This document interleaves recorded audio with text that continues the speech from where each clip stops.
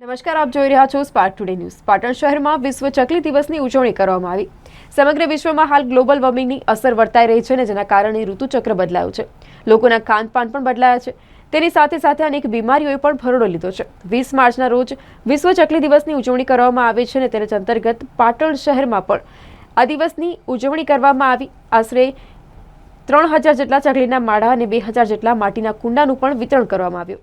पर्यावरण प्रेमी और पर्यावरण क्षेत्रे खूब ज काम करता આપણું ગૌરવ એવા માન્ય જીતુભાઈ સાહેબ, આપણા નગરપાલિકાના પ્રમુખ માન્ય શ્રી રંજન, અહીંયા ઉપસ્થિત સર્વે પર્યાવરણ પ્રેમી ભાઈઓ બહેનો, પત્રકાર મિત્રો અને જે આ કાર્યક્રમ કરી રહ્યા છે નિલેશભાઈ રાજપૂત।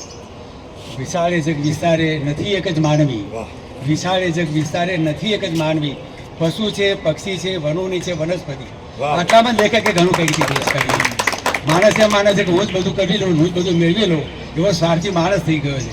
એટલે કોઈ દેરકાર રાખતો નથી, પણ એને પ્રકૃતિ સાથે ચાલવાનું જ નથી, એને જીવવું છે। નિલેશભાઈ કહ્યું કે આપણે કશું આપણા હાથમાં કશું નથી।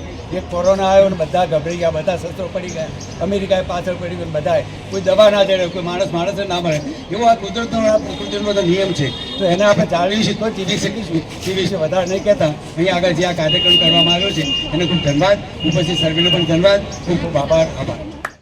જય જલારામ। આ મનુષ્ય જન્મ મળ્યો છે તો પોતાના જ માટે જીવવું એ બરાબર નથી, પરહિતને પણ કંઈ કામ કરવો જોઈએ। ભગવાને આપણે તન મન ધન આપ્યું છે, તો તન મન ધનમાંથી જેનો આપણે ઉપયોગ કરી શકીએ એ ઉપયોગ પરમાર્થ માટે કરીએ તો આપણું જીવન સાફલ્ય બને। અહીં આગળ આજે આર્યવર્ત નિર્માણ ટ્રસ્ટ જે ચાલે છે અને નિલેશભાઈ સંચાલન કરે છે, એમણે અહીં આગળ પરબની જ્યારે શરૂઆત કરી ત્યારે મને એમ થયું કે મારા ધર્મપતિ એ અવસાન પામે છે, તો એમના નિમિત્તે આ પરબ થાય તો સારું। અને આ પરબ આજે રમણાબેન નારાયણભાઈના સ્મરણાર્થે કરવા માટેનું યોગદાન આપવા મને નિમિત્ત બનાવ્યો છે, એ માટે નિલેશભાઈનો આભાર માનું છું। આ પ્રસંગે નગરપાલિકા